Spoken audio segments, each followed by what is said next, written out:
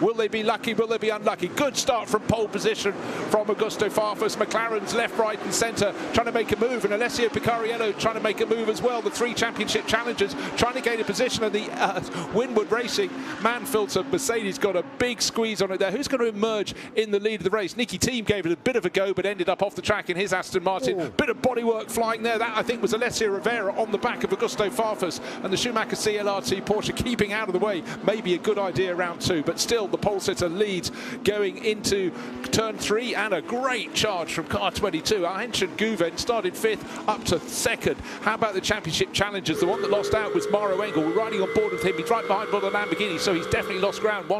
They were all qualified behind him. Yeah, he's lost a little bit. So settle down, everyone. The one who's settling down best, Joe, is our race leader, and that is Augusto Farfus. Still there is action. Turn 5, turn 6. 3 wide through the mid-pack, and Nicky Thiem in that Aston Martin Comtu in 5th place now. Tried to send it round the outside. It didn't work. He went hard and it didn't go. Was the bodywork off Rivera? Was it off Farfus? We don't know. Farfus was pretty robust with his defence. I don't know where he wanted Rivera to go. That will, of course, be reviewed, but Guven now has got past, and now Engel has passed the McLaren as well. Maybe some pace in that Winwood Mercedes as he uses a load of curb, and that forces him wide. It's going to bunch up behind him. Well, take that, face full of gravel for anyone in behind Maro Engel. But in terms of the championship battle, the one that gained the most is Charles Weerts. He's gained a position or two, and he's got a buffer back to his rivals. The two yellow cars, the yellow and blue Porsche, and Maro Engel in that bright yellow car with the amazing green snake-like livery, car number 48, but it's the Lamborghini that made progress. And is that I'm just trying to work out who has managed to move that ahead. But importantly in the championship battle, it's very early days in this 3 hours race, but the one who got the advantage was Charles Weerts. Like I said, that's been the best start to the season. They're down to 16th now, but the pace looking good for that car. Yeah, so all these concerns on the grid, but really the first 5 drivers making a bit of a break now. We've got yellow sector at turn 4, so it's the exit of the complex. Yeah, it's the 991 Paradine car, isn't it? Okay, that's who's on board that? I think it was Darren Lung at the start of the race. Correct. Yes, it was. So he's getting out, he's looking down. Oh, why is it smoking? Let's. So we're on board with him now. 2 corners. We just got hit very hard. That's going to be rear left suspension. Is that our guilty party? The 88 Tresor Attempto Audi? You would say yes. We're going to listen in to this car as well. What did Darren have to say about that?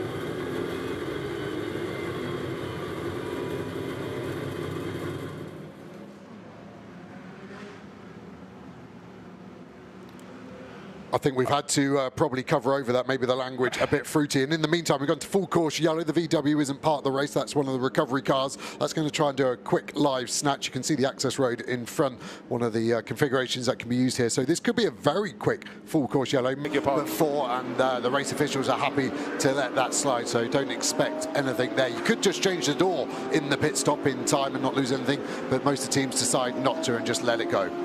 Lucas Stoltz, tiny little bit of bodywork damage on the right rear of his car. Was it the left? I can't remember now. But he's still trying to pick his way up the order. He's up to 32nd.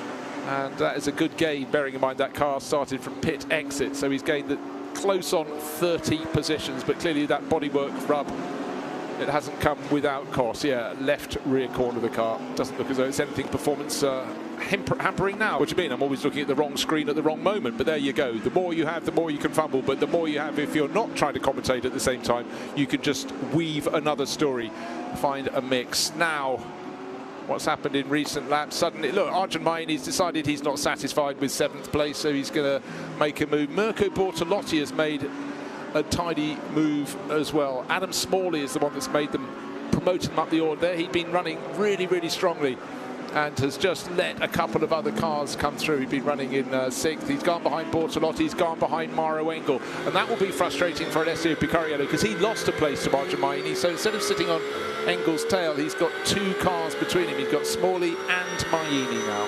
What's happened to Smalley? He lost 3 seconds on the last lap, but here are the minimum pit stop time. It's more about procedure than out-and-out pace. Absolutely so, very well explained there. Maro Engel has just set his fastest lap of the race. He's running down in 7th place, came here with a 1-point championship lead. Importantly for him, one of the cars challenging him, that one, the Rutronic Porsche, is 3 positions further back. Started the race just 1 position down. So frustration, as we saw from Alessio Picariello when he got past and doesn't want to let anyone else through. He's got very, very strong driver lineup. All the pro crews do. Half the Pro-Am crews will, of course. We've got the gold class, the silver class, and the bronze class as well. But the calibre of the drivers and the amount of GT3 racing they do around the world is phenomenal. But no wonder we thought Nicky Team was getting closer. Lap 20, he gained quarter of a second. Even more than that on lap 21, then 3/10 of a second as he caught up with Alessio Rivera's Ferrari in the battle for second, third and fourth. So good sequence of laps from the Flying Dane. Yeah, and Picarelli now probably getting close enough to think about a move as we jump on board with him. The McLaren edging away in the straight line. The Porsche historically very strong on traction, of course. The flat six engine slung in the rear bumper, so when you get on the throttle, the rear squats down and gives those rear tyres some nice performance. There you can see the pace. It has ebbed and flowed, but now the last 2 laps, 4/10 gained on each of those laps on Smalley. So this could be a battle as we get towards the end of this stint. The race has flown by. Smalley missing that apex by a mile. That's a 10th or 2 lost forever. He'll be looking in his mirrors, starting to maybe panic. Gets that apex nicely though. Hopefully he can stop the rot. Look down the order of who could potentially do some jumps if they stay out. Murray Engel's pace has remained strong throughout this stint, so he could be looking for an overcut. You can see him just coming onto the pit straight there, still tucked up behind Bortolotti there in the Lamborghini, and Schiller just sticking on the rear bumper, and that's no mean feat. No one else did that in the opening stint. I've already said about why he's able to do that. Guven now starting to get some traffic. It's this another Porsche, isn't it? It's the Herbert Motorsport car that doesn't want to get put any further down the order. Going back on board with the 51 car of Rivera. Watching the balance, the car looks lovely. Snap of oversteer there over the curb, and as soon as I've said the balance looks lovely, it looks pretty lively all of a sudden. The rear tyre starting to drop off now. 57 minutes, 10 minutes or so under safety car, but the rear tyre starting to give up more than the front proportionally, potentially on this Ferrari. The throttle pickup of this twin-turbo V6 296 is amazing. No such thing as turbo lag in a modern race car. You touch the throttle and you're given roughly 540 horsepower in a modern GT3 car. I remember in the very start of turbos coming onto road cars, sometimes you had to check the badge on the boot to see if it had a turbo or not. You sort of thought you pressed the pedal, nothing happened, and eventually you got something, and then gradually the power just became quite absolutely crazy and immense fun. But in racing terminology, people used to talk about it being like a light switch. And Ayhancan and Guven, who have yet to make a pit stop, they will make their pit stops. They were second and third, but remember that Aston Martin will be getting closer and closer. So out onto the track. And look how much time the Aston Martin has gained. So it's right on the tail and may even be able to sneakily try and take the lead going into the second sector of this race. Around the outside at turn 2, will he be able to make the move stick? No, the outside is pushed very wide indeed. And Jesse Krohn won't be welcome on the outside. Wow. So let's try the inside. What a great move. A little bit of contact there, a little bit of bodywork going up. But that could be the move of the race. Well, let's wait and see. That is a move, and that's the illustration. Schiller was showing us visually the undercut, new tyre strength, and that's why they rolled the dice. And Drudy there, because he's 4 laps into the stint, he's able to just get straight on it. Yes, a Krohn there on his outlap, rudely assaulted. I think it was a hard but fair move. I like to see it, and I think Drudy knew it had to be then, because the fresh tyre will now swing back in favour of the 98 BMW. But come to you, have track position, and I think that's more important. So BMW has just left pit lane. Tyres should be okay temperature-wise. They're out the other. Drudy now looks like he's going around the outside. He cuts the inside. This is that blind spot, the dive bomb overtake I was talking about. Krohn tried to block the inside, but Drudy thinks there's enough space. Places that Aston Martin advantage there. He might have lost his front right dive plane there. You can see the carbon flick up, and it's not the biggest piece of carbon on the front of the Aston. It won't be a disaster, slightly more understeer, but better straight line speed, so there is a trade-off. It's good to look for the silver lining there, but yeah, he's streaking clear now. Matthias Drudy, as you say, with 4 laps more heat into his tyres. Jesse Krohn not wanting to make a mistake, but in the smallest of margins, and you've got to go for a gap. Of course the gap wasn't as wide as a car width, it was about half a car width, but that was considered enough by Luca's boy. And Matteo Drudy, second generation Italian racer, just a racer through and through. He wasn't going to leave that gap. He went for it, and he's got ahead of the car that was leading the race comfortably. Its advantage of being clawed back. Come true, but Yeah, look, thank you very much. Doesn't feel like 40. It's great to be here, be on this grid with all these talented drivers, and as long as I can mix it with them, you know, and challenge for podiums and wins, I'm happy. You'll be here for many years to come. Thank you, Mauro. Well, it always happens. Great interview there with Mauro Engel. Thanks very much, Alex. While we have an interview, something always happens. We've suddenly had the Ford of Jan Mardenborough gaining 2 positions. He jumped ahead of Hugo de Wilde and also ahead of the Rutronic Porsche of Sven Muller. So that's been a phenomenal lap for the Ford, and the Ford is finding more and more pace through this race. Brilliant opening stint for the number 64 car from the Howell Racing team by Arjun Maini, and it's carrying on in that vein. So suddenly we've got 2 championship challengers really close. But at the moment, you have to say that Hugo de Wilde, as the 911 of Pure Racing, goes for a spin for Richard Leach. You almost never see that from Richard. Maybe he was given a helping hand down into turn 1, so there's a lot of changing. So a helping hand may come from the car sitting in behind him. That's the number 17 car that's had its own battles. Of course, we saw Jules Gournon is being held back for the final stint, but Richard Leach being given a bit of a push and a shove there by Fabian Schiller.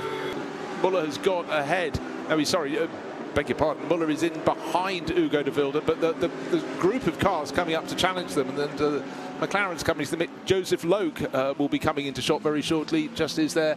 He's trying to catch up with Chris Lulham and see what they can do about the cars ahead. But suddenly, early in this second stint, second of the 3 stints, we're having lots and lots of place changing, and for all sorts of reasons, so it seems. Yep, and here's Joseph Logue on the charge. Had a really good qualifying session lap time wise, but then got given a penalty for contact during the qualifying session. 5 grid place drop, but we're used to seeing this Joseph Logue driven car being fast now. He's only 20 years old and has jumped in this GT car. Speaking to Rob Bell, who we spoke to on the grid, and he really, really likes Joseph Logue and wants to try and keep him in the McLaren stable. As Jesse Krohn has dropped slightly off the back. Obviously, we had the traffic with the Audi almost exactly a lap ago, but the pace has been going in the favour of this Rover BMW at the moment. He's also got 0 track limit warnings on his stint. Drudy only the 1 in front, and then Abril behind has had 2. So track limits not so prevalent here at the Nürburgring compared to some of the circuits which we visit.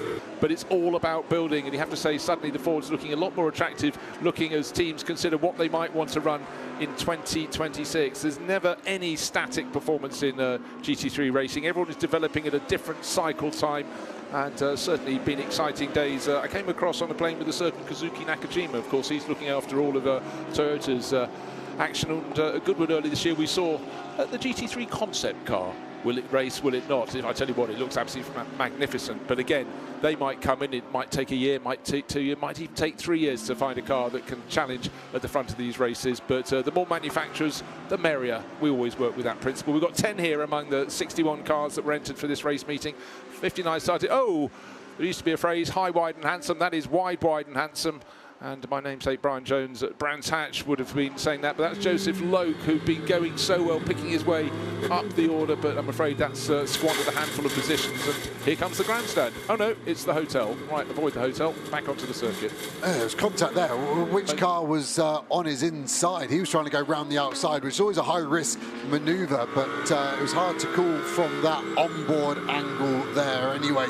Yeah, the next few laps will be interesting. The previous 8 laps they've had traffic, so it's been hard to tell the true pace, but it looks like they should be clear for the next 2 to 3 laps, so we'll get an illustration. I'll keep an eye on their lap time so we can see it. The 32 BMW here has kind of steadied the ship after a real wobble pace-wise, where we heard the engineer get on the radio to try and steady that ship. Still holding up Piccarello here. Remember, Jan Mardenborough was in this battle, it feels like 10, 12 laps ago, and he is way up the road now. He's 4 corners ahead of us, 10, 12 seconds gone. So that shows you the pace of the Ford, but also the lack of the pace of the 32. And these are championship rivals, of course. The 32 BMW, the 96 Rutronic Porsche we're looking at now. And where's their other championship rival?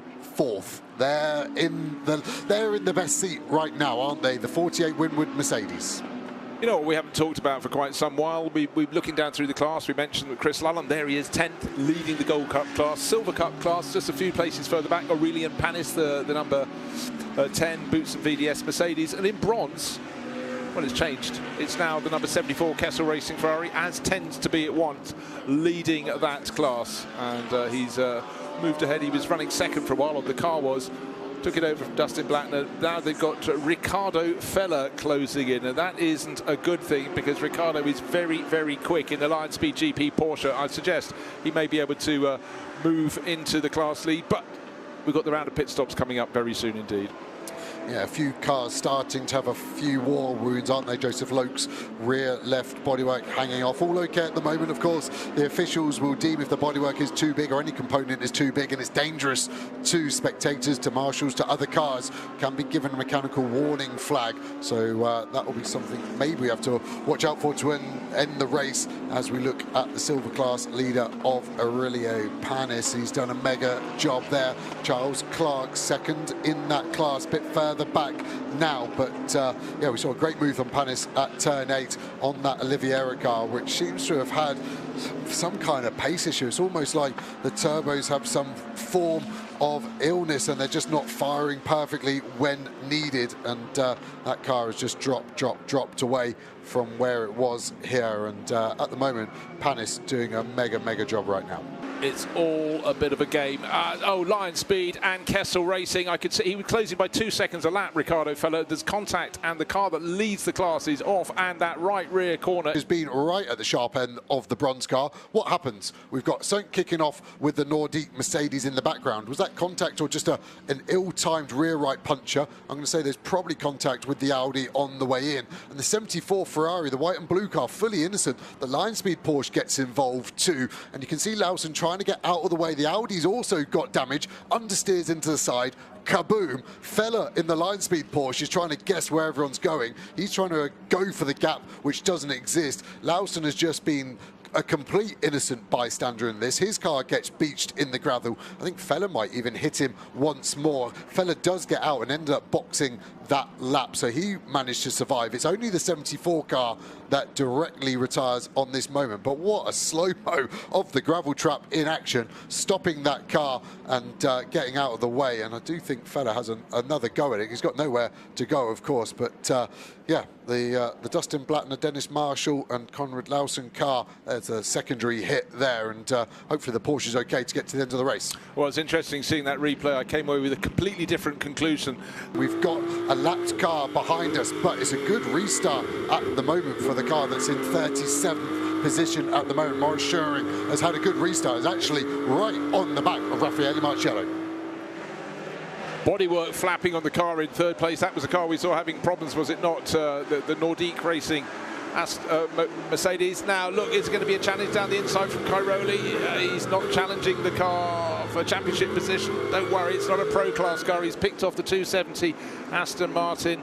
That was neat and tidy from him, but now he's gained one of those places, but Marciello is trying to streak clear. The two cars behind, you're quite right, Maurice Scheuring made a good stab of it, but the Mercedes is moving around a little bit, front bodywork damage and rear bodywork damage on there, flapping on the track. That will be an issue for the cars coming up behind. Yeah, it certainly will, and you can still see Lucas Auer hurrying to duck and dive, and as they cross the line on the restart, it was only 2.3 seconds, so the gap was small, but that will, of course, now start to grow at a rapid rate as these cars in front of him start to hold up, and they, in turn, lose touch with the 98 race leader. Yeah, lights flashing on the yellow and blue Mustang coming into the middle of the shot. That's place third, Thomas Drouet at the wheel. This could be phenomenal if the Ford could get a podium. We were thinking a top 10 result would be their best of the season. It was going to be their best, but sitting pretty there, and fourth in the line, but a little bit further back is Patrick Niederhauser, who's going to be bringing home the Rutronic Porsche. 1, 2, 3, just looking just in the background of the shot, about 4 cars further back. He's getting hustled hard though by Cesar Gazzo in the Mark VDS silver car. I saw that Mercedes there, the yellow, black, silver, orange, every colour you can name on the car, was hustling this car, and at the moment Niederhauser hasn't seemed to have got the pace on the restart. He's stuck behind the 91. You can see the headlight flashes reflecting in the on the rear bumper of that 91 car, and he's trying to get past. Same for Drouet in the Ford Mustang. The safety car has helped some, but now it's a frustrating help. Certainly is, right. Very positive move there from third driver into that 48 Mercedes, and that's Lucas Auer. Every position he can gain gives him clearer sight of Raffaele Marciello, but as Marciello goes on to lap 64, his margin over Auer is 2.7 seconds. We'll keep an eye on that over the next few laps, but certainly still some cars between them on the track. That's the complication for Lucas Auer. Yeah, and it's going to now just be how much risk versus reward. If it's a single race, that changes everything. He's thinking championship more than race result. He's second. That's a great result to get on the podium. There's the move going to be. Could be into turn one. The McLaren very quick in the end of speed trap into turn one. So one more corner to go. This is the last corner at 17.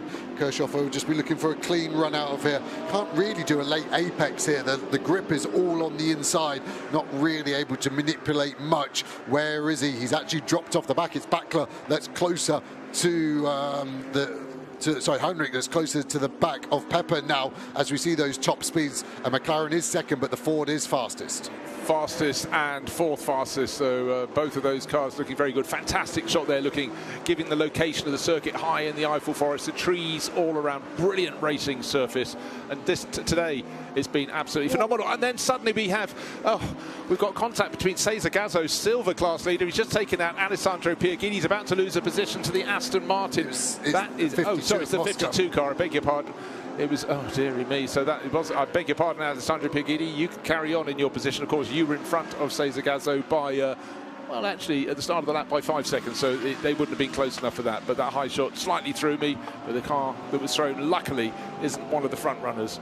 And that was a chance, of course, for the Aston Martin to gain a position. Sorensen has gone ahead of Cesar Gazzo, and then Sorensen and Pepper. Let's turn the order around to Pepper ahead of Sorensen. No. Looking darker out of our commentary box. I can't see anything on the windscreen. Let's see if it goes to anything. At the moment, can Pepper get past this silver car here? Here's the snap. Here's the other car on the exit. Are they all running wide because the surface is affording them less grip? Is it going to come to anything? This would certainly spice up the last 11 minutes and 19 seconds. Look, you don't need to spice up a race like this. It's absolutely brilliant. Now we're getting a little bit of speck on the windscreen. Speck in German is ham, isn't it? But there's a little speckle of rain on the windscreen down to turn 8. This is the lowest point of the circuit. Is that rain, or is that just debris that's come up over the course of the nearly 3 hours of racing? Looks like tyre debris to me. Yeah, I thought originally it was just some raindrops, but I think it is just the massive dirt of nearly 3 hours of racing. The dust getting kicked up as well. Pepper's going to look to the inside here on the left. Gazzo's trying to defend from it. I don't think that's going to deter Pepper. He knows it's not for the class, and that really asks the question. Gazzo forced out wide. That's more time lost. Kirchhoff will be looking to pounce in the McLaren behind as well, struggling to turn the car. And these cars, I've had power, so it is impossible to turn. I could hear the engine sounded okay. There was nothing dragging. It was just his movements with the wheel, and he trudges away into the garage. It's not been a good day. You can see why, because there's 2 AF cars already there. The 93 Ziggo Tempesta and the sister 50 car is done. There was contact earlier on in the race on lap 1. Is it a legacy of that? And let's see if we can find out. One car that won't want a problem late in the race is our race leader coming through the final sector of this lap, going to start the last lap next time by. Wow, when a driver gets out of a car, walks away, doesn't even look back at it, literally doesn't talk to anyone, that is the message. So it could have happened to their car, but for Augusto Farfus and the gang, it's not happening to their car. And here, what should be the start of the final lap of the race. It'll be lap number 85. Be sweet for them. Raffaele Marciello, he's had some epic races across the sprint and endurance championships for the GT World Challenge and the Blancpain Series before that. But starting with a nearly 5-second margin, the Swiss racer, super smooth.